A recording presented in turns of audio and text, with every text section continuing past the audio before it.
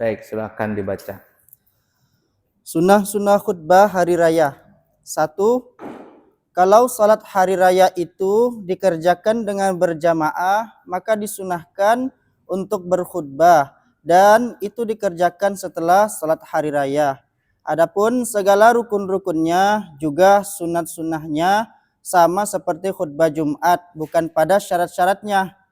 Adapun syarat-syarat khutbah berdiri, menutup aurat, bersuci, duduk di antara dua khutbah, maka semuanya itu tidak diwajibkan untuk mengerjakannya di dalam khutbah hari raya. Tetapi semuanya itu hanya sunnah saja. Kalau salat hari raya itu dikerjakan tidak berjamaah, maka tidak disunahkan untuk berkhutbah. Baik. Bismillah. Sunnah pada saat melaksanakan sholat Id, itu ya. Yang pertama, melaksanakan sholat Id itu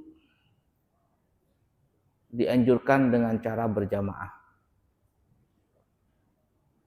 Kalau berjamaah, maka juga diadakan khutbah Jumat. Nah, tapi kalau berjamaah tidak pakai khutbah, ya nggak apa-apa sih, sah saja sholat Idnya. Tetapi kurang sempurna pahalanya. Sebagian orang kan ada tuh habis salat Id, maksudnya ya, bukan salat Jumat ya. Setelah salat Id umpama langsung pulang. Assalamualaikum, tak pulang. Banyak nggak seperti itu? Banyak ya. Terutama ibu-ibu tuh pulang banyak. Kenapa bu pulang? Manasin soto katanya. Manasin soto lah, manasin kuah lah, macam-macam. Padahal jangan. Selesaikan khutbah dulu sampai habis. Ya, yang berkhutbah selesaikan, yang mendengarkan juga selesaikan khutbahnya.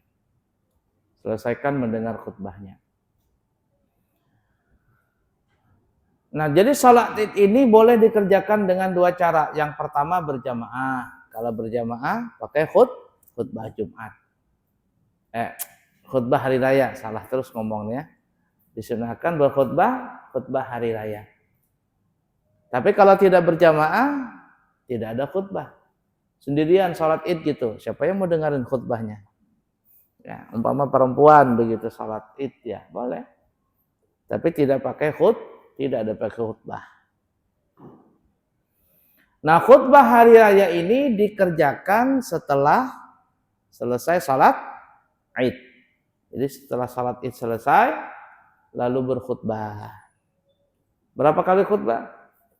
Afdolnya 2 kali khutbah. Kalau sekali boleh enggak? Boleh. Boleh, tapi kurang sempurna.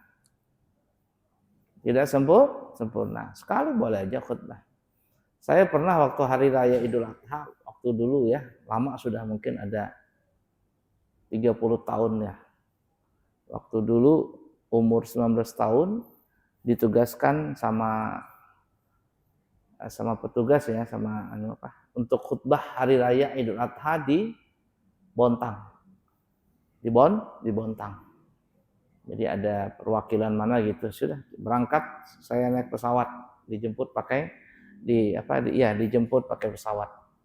Pulang pergi pakai pesawat. Nah, waktu itu saya kena tugas di daerah mana itu, tentara mana dekat di Bontang.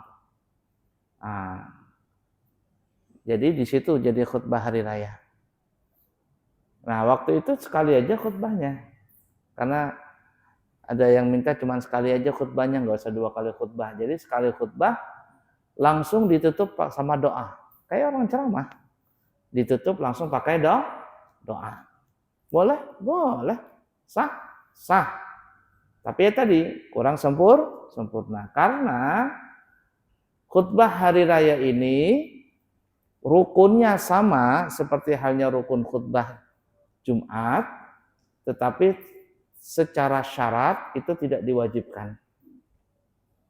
Khutbah Jumat, rukun khutbah Jumat itu kan ada 5 tuh.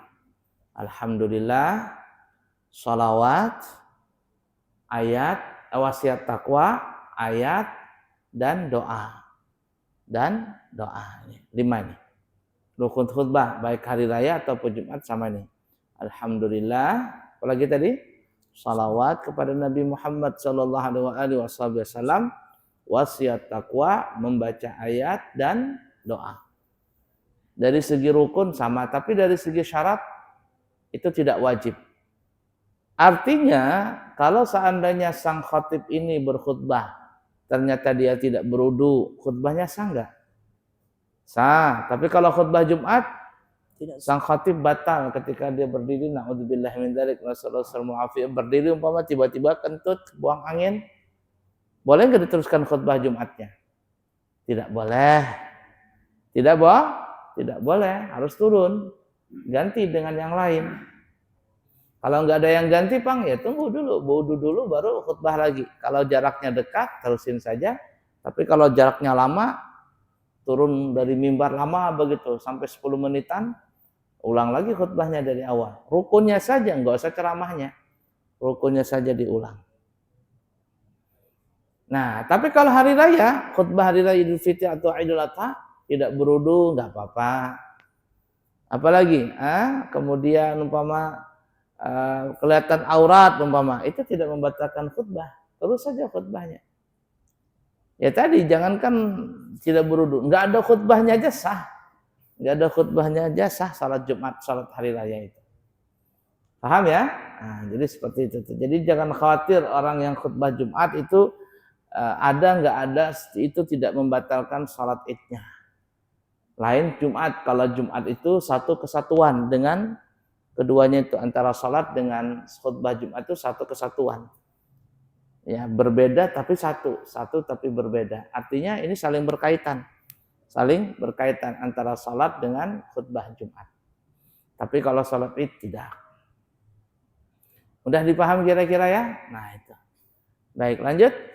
Sunnah yang kedua, duduk sebentar sebelum berkhutbah. Nah, jadi sebelum berkhutbah duduk sebentar. Seperti halnya kita khutbah Jumatan ya. Jadi mengucapkan, naiklah mimbar ke atas mimbar, kemudian mengucapkan salam. Assalamualaikum. Sampai habis kan ya. Rahmatullahi wabarakatuh. Baru duduk sang khatib tadi. Lalu sang ma'asyiral ini, dia membaca ma'asyiral muslimina rahimakumullah. Kalau Jumat apa ya? Adzan yang kedua. Tapi kalau hari raya, ma'asyiral muslimina rahimakumullah. Inna yaumakum hada yaumun azim. Azzamallahu wa syarrafah. Gitu. Azzamallahu wa syarrafah, dan seterusnya. Saya enggak hafal juga itu, ya. Nah, ketika ma'asyiral muslim mengucapkan ma'asyiral muslimina rahimakumullah, sang khatib itu duduk sebentar. Kalau enggak ada bangkunya, Pang, berdiri, tapi jangan ngelanjutin khutbah. Berdiri saja begitu sebentar sampai ma'asyiral muslimin selesai mengumandangkan ma'asyiralnya tadi. Ada sebagian tidak pakai ma'asyiral muslimin. Tidak ada pakai ma'asyiral muslimin. Sang khatib langsung berkhutbah. Maksudnya sang khatib langsung mengucapkan salam. Apakah sunnah duduk? Iya, sunnah duduk juga. Duduk sebentar. Kalau ada juga yang ma'asyiral, langsung saja. Kalau tidak ada ma'asyiralnya, maka langsung berkhutbah. Mudah dipaham kira-kira? Nah, tapi ada sebagian itu saya lihat itu tidak ada duduk. Artinya ketika khatib berdiri naik ke mimbar langsung berkhutbah seperti halnya orang ceramah. Itu pun cuma sekali aja khutbahnya. Itu banyak di Jakarta, banyak seperti itu. Ya, saya lihat di daerah Jakarta maksudnya itu ada yang seperti itu, tapi biasanya khutbah pelaksanaannya itu di lapangan. Ya, berkhutbahnya itu maksudnya pelaksanaan sholat Idnya itu di lapangan. Di lapangan, di gedung gitu ya. Tapi kalau di masjid biasanya seperti halnya kita pada umumnya. Nah, tapi kalau di lapangan ada yang sekali khutbah seperti itu. Bahkan ditiadakan duduk tadi. Duduk sebelum berkhutbah enggak ada, duduk di antara dua khutbah juga nggak ada. Ya intinya sah saja. Ya, ala kulli hal seperti itu. Baik, lanjut. Sunnah yang ketiga, membaca takbir sebanyak 9 kali di khutbah pertama. Dan di khutbah kedua, membaca takbir sebanyak 7 kali. Ya. Jadi sebelum berkhutbah, sang khatib ini membaca takbir di takbir pertama, di khutbah pertama 9 kali. Di khutbah kedua mengucapkan takbir 7 kali. Kalau salatnya beda. Kalau salat Id, rakaat pertama berapa? Berapa kali takbir rakaat pertama? 7. 7. Rakaat kedua berapa? 5. Ingatin tuh ya, jangan terbalik. Kalau salat Id-nya, takbirnya tuh 7 rakaat pertama. Rakaat kedua berapa? 5. Kalau khutbah berapa? 9. 9. Khutbah pertama 9. Khutbah kedua? 7. Berapa? Tuh 7 dikurang 2. Ingatin ya, jangan terbalik ini. Nanti pas lupa, pas sholat umpama takbirnya 9 kali. Rakaat pertama. Rakaat kedua 7 kali. Sekalinya pas khutbah takbirnya yang pertama 7, takbir kedua 5. Salah, kebalik ini. Ya, siapa tahu kan lupa atau apa. Nah, jadi perhatikan itu. Beda ya antara salat Id dengan khutbah Id, khutbah hari raya. Berbeda. Nah, jadi kalau khutbah pertama takbirnya 9 kali. Terserah gayanya mau bagaimana, mau putus-putus boleh, mau 2 kali boleh, mau 3 kali boleh. Bagaimana contohnya? Ini yang putus-putus. Allahu Akbar, Allahu Akbar, Allahu Akbar, Allahu Akbar. Putus-putus nih. Yang penting hitungannya 9 kali. Atau 2 kali. Allahu Akbar, Allahu Akbar, Allahu Akbar, Allahu Akbar. Boleh. Atau 3 kali. Takbiran. Allahu Akbar, Allahu Akbar, Allahu Akbar. Allahu Akbar, Allahu Akbar, Allahu Akbar. Allahu Akbar, Allahu Akbar, Allahu Akbar. Kabira. Alhamdulillahi katsira. Yang penting hitungannya berapa ya? 9. Jadi nggak usah terlalu direpotkan masalah model cara bacanya. Aduh yang anti banget, itu putus-putus, jangan putus-putus bacanya. Enggak, boleh aja. Boleh. Satu-satu, Allahu Akbar, Allahu Akbar, Allahu Akbar. Ya, boleh. Yang bacain siapa? Yang baca sang khatib, sang makmum, jamaah dengarkan aja. Jangan ikut juga Allahu Akbar, Allahu Akbar, Allahu Akbar, Allahu Akbar. Ini mau jihad atau mau apa ini? Ya, lain ya. La ilaha illallah. Nah, sampai habis. Kabira, sudah 9. Kabira, walhamdulillahi katsira, wa subhanallahi bukratan wa asila. La ilaha illallah, Allahu Akbar, walillahil hamd. Umpama ya. Kalau dia enggak baca takbir apa? Allahu Akbar kabira walhamdulillah katsira. Enggak baca itu, enggak apa-apa juga. Yang penting 9. Allahu Akbar, Allahu Akbar, Allahu Akbar, Allahu Akbar, Allahu Akbar, Allahu Akbar, Allahu Akbar, Allahu Akbar, Allahu Akbar. Alhamdulillahirabbil alamin. Boleh? Boleh juga. Ya, ala kulli hal. Itu khutbah pertama. Khutbah kedua berapa? 7. Sama tadi, satu-satu boleh. Allahu Akbar, Allahu Akbar, Allahu Akbar sampai 7 kali. Atau 2-2-2-1. Allahu Akbar, Allahu Akbar, Allahu Akbar, Allahu Akbar, Allahu Akbar, Allahu Akbar, Allahu Akbar kabira. Boleh? Boleh. Atau 3-3-1. Allahu Akbar, Allahu Akbar, Allahu Akbar, Allahu Akbar, Allahu Akbar, Allahu Akbar, Allahu Akbar kabira. Juga boleh. Cara membacanya terserah, nadanya terserah. Yang penting hitungannya Khutbah pertama 9, khutbah kedua 7. Mudah dipaham kira-kira? Kalau kelupaan Bang gimana? Kelupaan. Saya pernah kelupaan. Ya sudah, kalau kelupaan ya sudah. Apa diulang lagi? Nggak usah, nanti diulang lagi ribut orang. Orang sudah mau cepat pulang nih nah. Ya, mau manasin soto, mau cepat makan ketupat, makan opor ayam ya. Paham ya? Kalau lupa sudah biarkan lupa, nggak apa-apa, terusin saja sampai selesai khutbahnya. Mudah ya dipaham ya? Baik, yang sunnah ketiga. Lanjut yang keempat. Sunnah yang keempat, sang khotib ketika berkhutbah dia membicarakan sesuai dengan hari raya itu. Nah, Kalau salat hari raya itu Idul Fitri, maka dia membicarakan tentang masalah zakat. Dan kalau salat hari raya itu Idul Adha, maka dia membicarakan tentang berkurban. nah, sesuaikan dengan momentum hari raya itu. Hari raya Idul Fitri. Berbicaralah tentang zakat. Hikmah zakat. Ya, jangan berbicara politik. Zakat adalah hablum minan nas. Ya, puasa hablum minallah, zakatnya hablum minan nas. Kaitan tuh. Vertikal dan horizontal. Ya, horizontal dan vertikal. Hablum minallah dan hablum minan nas. Bicarakan tuh tentang zakat, fadilah zakat, hikmah daripada zakat itu apa. Ya? Nah, itu diterangkan. Nah, jangan bicara politik apa bagaimana, enggak perlu. Ya, enggak perlu, enggak penting. Apalagi bicara korupsi lah, bicara apa namanya? Bicara ya macam-macamnya lah, pilpres kah, pilkada kah yang dibicarakan. Enggak perlu, enggak ada pentingnya itu di situ.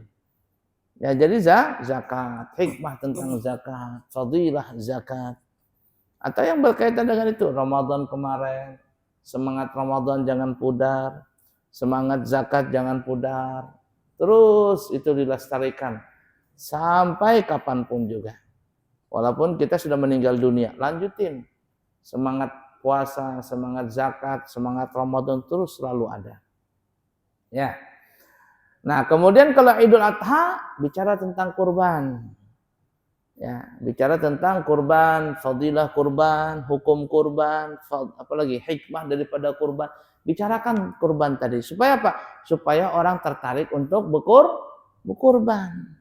Singgung sedikit jamaah itu. Ini terkadang beli handphone harga 8 juta bisa. Merokok sehari 2 bungkus bisa. Motornya NMAX keluaran terbaru bisa. Beli baju bisa. Beli makanan bisa. Di warung bisa. Kurban enggak bisa. Ketika sampai Idul Adha bukan beli kurban, beli kompe sama tusukan sate. Kenapa? Mau cepat dapat daging kurban. Seumur umur nggak pernah berkurban. Manusia macam apa seperti ini? Ya, nah, hikmah daripada kurban itu apa? Filosofi daripada kurban itu apa? Dibahas itu. Supaya apa? Supaya orang bersemangat untuk berkurban. Kalau hari ini nggak bisa berkurban, besok tanggal 11 masih ada. Sampai tanggal berapa? 13 berkurban. Nah ya, jadi ada sebagian orang, saya pernah melihat orangnya, mereka ini kalau berkurban satu keluarga aja. Jadi kalau ke masjid kan agak repot, mungkin terkadang mahal, terkadang mereka keluarga aja. Ya mentang-mentang dia keluarga besar, katanya kita kurban ya. Ayo sudah katanya keluarganya, kapan kita beli sapi? Nanti aja katanya.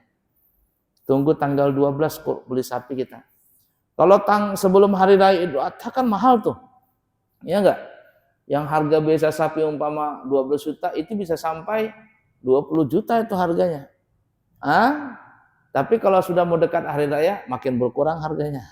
Ya, daripada nggak laku katanya. Sehari tanggal 10 potong sembelih. Tersisa lagi sapi-sapi di mana itu namanya di penjualan sapi itu masih banyak, ada sapi sisa gitu lah. Nah, tanggal 11, tanggal 12 nih. Datang nih yang keluarga ini cari sapi, cari apa? Cari sapi kurban. Berapa ini? 20 Pak. Sudah 15 saja. Jangan Pak. Kalau nggak jual hari ini, besok jadi daging sapi biasa sudah ini. Ayo sudah jual. Mikir, ya sudah beli. Nah, nggak perlu dibawa ke rumah. So, tukang jaga, Bapak bisa motongin sapi? Oh bisa, potongin Pak ya. Nanti kita kasih upah 500.000. Oke katanya, sudah potong. Ini Pak kompe-kompenya. Dibungkusinya sudah, dipotonginnya, dibersihkannya semuanya lengkap. Kita tidak perlu capek-capek mencari bawa ke rumah apa itu, langsung bawa kompenya aja, langsung bagi. Ada sebagian orang seperti itu berpolitik dalam berkurban. Sah, sah. Pahalanya sama, sama. Harganya kurang, iya harganya kurang. Nah, itu ibarat kata orang berdagang pengeluaran sedikit, pemasukannya banyak. Ya, pengeluarannya sedikit, pemasukannya banyak. Modalnya murah, tapi untungnya banyak.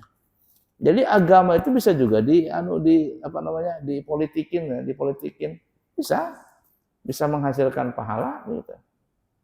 Dan para ulama sering begitu, makanya kata ulama mengatakan niyatul mukmin khairun min amali. Niatnya orang beriman itu terkadang lebih mulia, lebih afdal daripada amalnya. Amalnya cuma satu, tapi karena dia niatnya bisa, pintar niatnya, maka niatnya itu yang menjadikan ibadah tadi banyak pahalanya. Banyak pahalanya. Ah ya, itu tuh. Ada orang umpama mandi Jumat. Dia mandi Jumat. Niatnya cuma mandi Jumat. Aku niat mandi Jumat caranya. Selesai. Tapi yang kedua ini sebelum sholat Jumat jam 9 itu dia berhubungan badan dengan istrinya. Lalu dia niat dua. Aku niat mandi junub untuk menghilangkan hadas besar dan juga mandi sunnah hari raya. Mandinya sama tapi pahalanya lebih besar yang mandi junub. Kenapa? Dia gabungin dengan mandi hari raya. Paham lagi kira-kira itu? Nih sama kita masuk masjid begini. Ada orang masuk masjid pas selesai orang azan, dia cuma salat qobliyah saja. Qobliyah Isya, Allahu Akbar. Tapi ada yang pintar. Dia berudu, masuk masjid, kemudian dia gabungin niatnya. Aku niat salat tahiyatul masjid, salat sunat wudu dan qobliyah Isya. Allahu Akbar. 1 salat, 3 pahala. Paham lah kira-kira? Bahkan Habib Salim bin Abdullah Asy-Syatiri, Sultanul Ilim, Sultanul Ulama, rajanya ilmu, rajanya ulama di kota Tarim itu. Beliau menyarankan apa? Tambahin niatnya itu dengan niat apa? Niat salat awabin. Niat salat awabin. Kalau kami pribadi sampai niat salat 5 itu. Kalau kebetulan masuknya setelah adzan, aku niat salat tahiyatul masjid, salat sunat wudu, qobliyah Isya, tobat, hajat, istikharah, awabin. 7 sampai. Tuh. Kalau ba'diyah Isya, aku salat ba'diyah Isya, tobat, hajat, istikharah, awabin. Jadi 1 salat pahalanya berdobel-dobel tadi. Nah itu hal yastawil ladzina ya'lamuna wal ladzina la ya'lamun. Tidak pernah bakalan sama orang yang ngerti sama orang yang tidak mengerti. Kalau orang yang ngerti, aman dia. Sampah itu kalau orang mengerti tentang sampah itu jadi duit.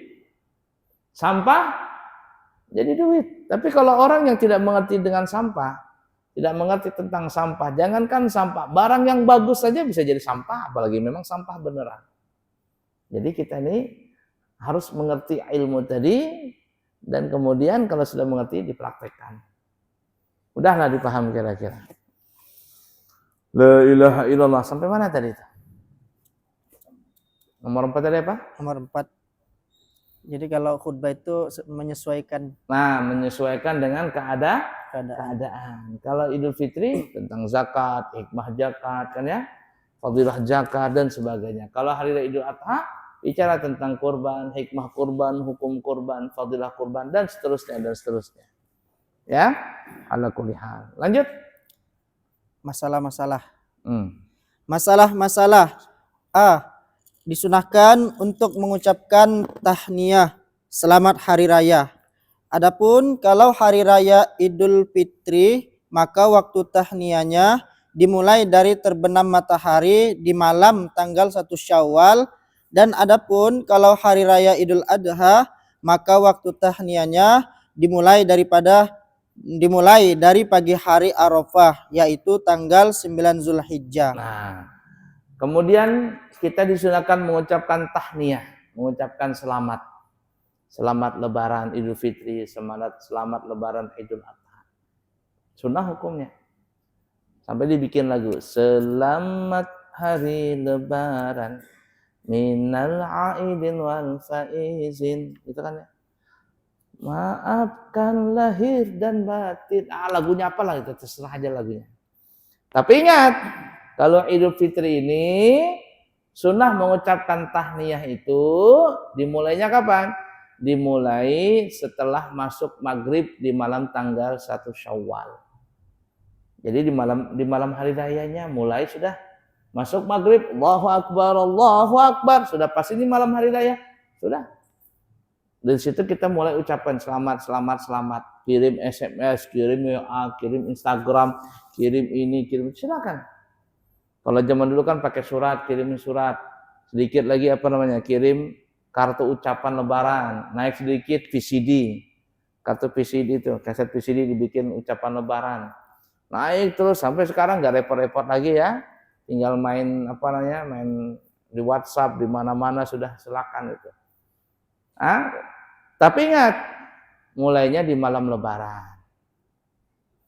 Tapi kalau belum lebaran, sudah ngucapin selamat hari raya, makruh hukumnya. Makruh. Walaupun nanti malam lebaran nih, sorenya sudah ngucapin lebaran, selamat hari raya Idul Fitri. Makruh hukumnya. Kenapa makruh? Karena seakan-akan dia itu kepingin cepat keluar dari bulan Ramadan. Hukumnya makruh. Seakan-akan dia nggak mau lama-lama dengan Ramadan. Padahal kalau orang tahu tentang fadilah Ramadan, maka orang itu akan kepingin 1 tahun itu jadi Ramadan semua. Nah, jadi makruh hukumnya kalau mengucapin selamat sebelum malam hari raya. Apalagi dihitung, ada iklannya tuh 10 hari lagi lebaran. Besok iklan sirup lagi, 9 hari lagi lebaran. Besok iklannya beda lagi ya. 8 hari lagi lebaran, dihitung terus, makruh hukumnya. Makruh. Ucapan-ucapan selamat lebaran itu juga berpampang di mana-mana, itu makruh hukumnya. Nah, tapi kalau sudah masuk malam 1 Syawal, disunahkan kita mengucapkan tahniyah tadi. Di situ mulai startnya. Ucapin selamat hari raya, selamat hari raya. Paham ya?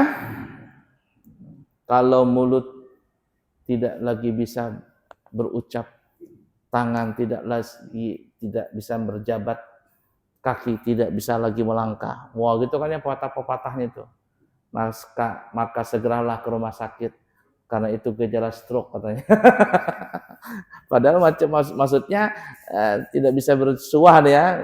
Selamat hari lebaran ya. Upin Ipin makan kepiting. Selamat hari raya Idul Fitri, mohon maaf lahir dan batin katanya. Macam-macam kalimat-kalimat pantun. Ya lah kuliah hal begitu ya. Boleh. Tapi ingat startnya dari malam lebaran. Itu Idul Fitri. Kalau Idul Adha kapan? Idul Adha seperti yang kita terangkan pada pertemuan yang lalu, dari mulai tanggal 9 Dzulhijjah. Karena 9 Dzulhijjah itu kita sudah mulai boleh takbir. Takbir apa? Takbir muqayyad. Masih ingat kemarin takbir itu terbagi 2. Ada takbir mursal, ada takbir muqayyad. Kalau takbir mursal dibaca terus-menerus. Takbir mursal ini ada di hari raya Idul Fitri dan ada di hari raya Idul Adha. Dari kapan?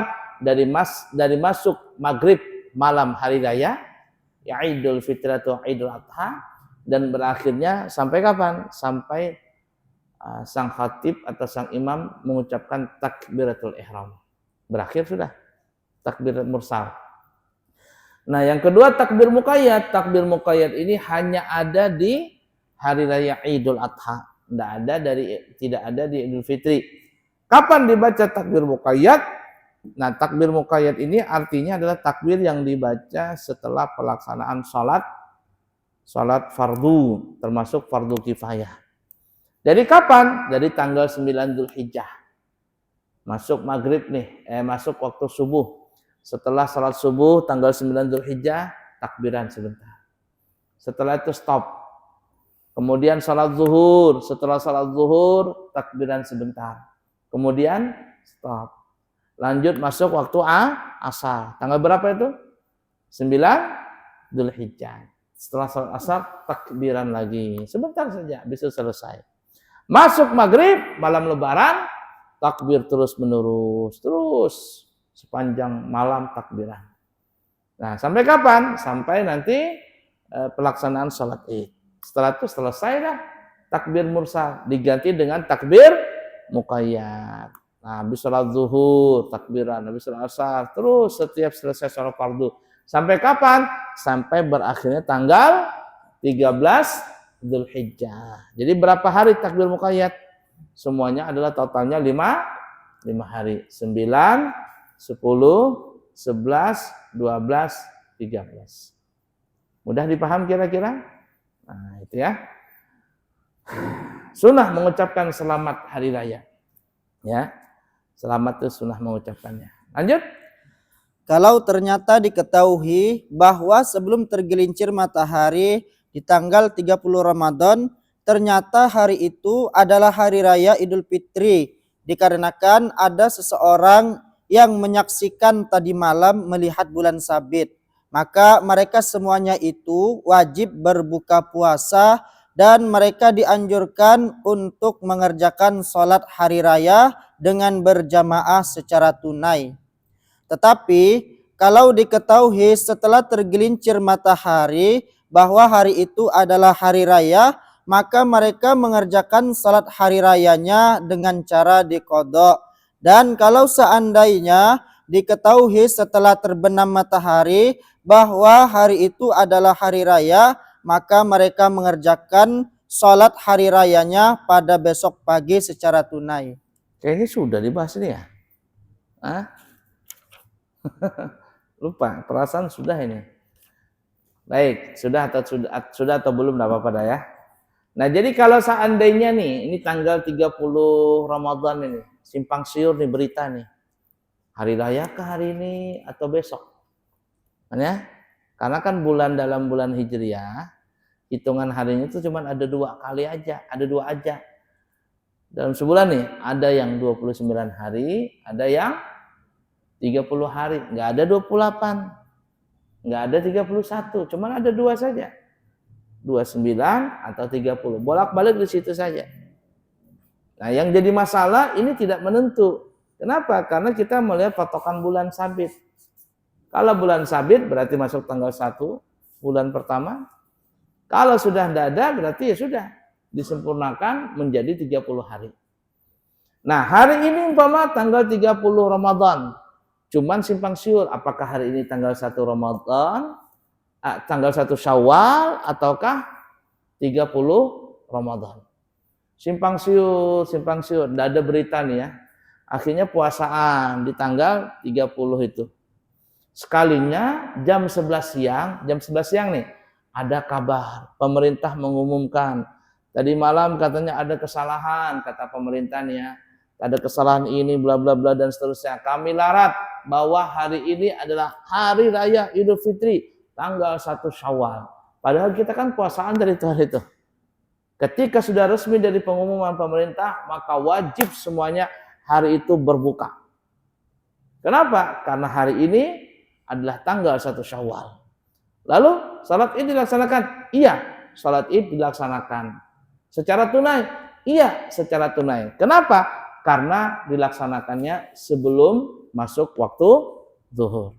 Tapi kalau seandainya diketahui bahwa itu adalah tanggal 1 Syawal, namun setelah zuhur, umpama jam 2 pengumuman dari pemerintah, kami kata pemerintah minta maaf, tadi malam salah informasi, ternyata hari ini adalah tanggal 1 Syawal, bukan tanggal 30 Ramadan. Apa yang terjadi? Semuanya berbuka. Makan semuanya dan mereka melaksanakan salat Id. Tapi setelah zuhur, dikerjakan setelah zuhur, namun dengan cara mengqadha. Mengqadha. Nah, itu yang kedua. Kemudian yang ketiga, permasalahan ketiga, ternyata pemerintah memberi kabar secara resmi di malam kedua Syawal. Kata pemerintah, mohon maaf, sebenarnya tadi siang itu adalah tanggal 1 Syawal dan malam ini adalah tanggal 2 Syawal. Kami minta maaf karena kesalahan informasi bla bla bla dan seterusnya dan seterusnya. Bagaimana yang kita tadi siang puasa? Ya sudah, biar aja. Sudah, besok aja kita berhari raya. Padahal besok ada tanggal berapa ya? Tanggal 2. Nah, apa-apa sudah. Besok kita berhari rayanya dan besok pelaksanaan sholat idnya adalah dikerjakan secara tunai. Kenapa secara tunai? Karena ketahuannya adalah di malam tanggal 2 Syawal. Jadi dianggap tadi itu anggaplah tanggal 30 Ramadan. Paham kira-kira? Nah, kita sudah bahas kayaknya pada pertemuan yang lalu ini.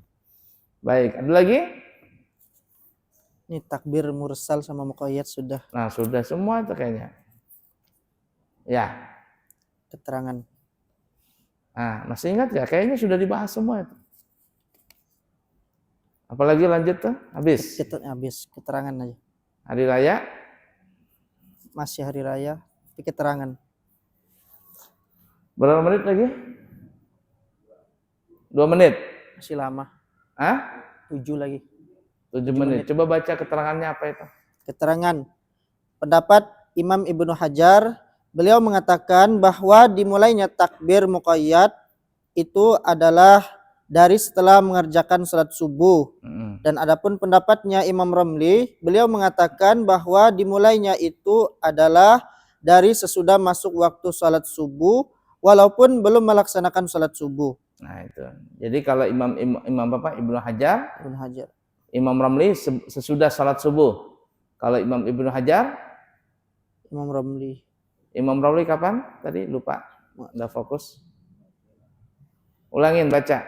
Pendapat Imam Ibnu Hajar, beliau mengatakan bahwa dimulainya takbir muqayyad itu adalah dari setelah mengerjakan salat subuh. Nah, Imam Ibnu Hajar takbir muqayyad itu dibaca setelah salat subuh di tanggal 9. Setelah salat subuh kah? Ya, setelah salat subuh. Tapi kalau Imam Ramli mengatakan pokoknya masuk subuh. Sudah masuk salat subuh, sudah adzan subuh, itu sudah mulai start, boleh untuk takbir muqayyad. Ya, siapa tahu kan ada setelah salat subuh orang salat jenazah. Salat jenazah duluan baru salat subuh. Setelah salat jenazah takbiran sudah. Nanti setelah salat subuh takbiran lagi. Baik, itu cuma beda pendapat antara Imam Ibnu Hajar dan Imam Ramli. Terus lanjut. Pendapat Imam Ibnu Hajar, beliau mengatakan bahwa berakhirnya waktu takbir muqayyad itu adalah dari setelah melaksanakan salat asar.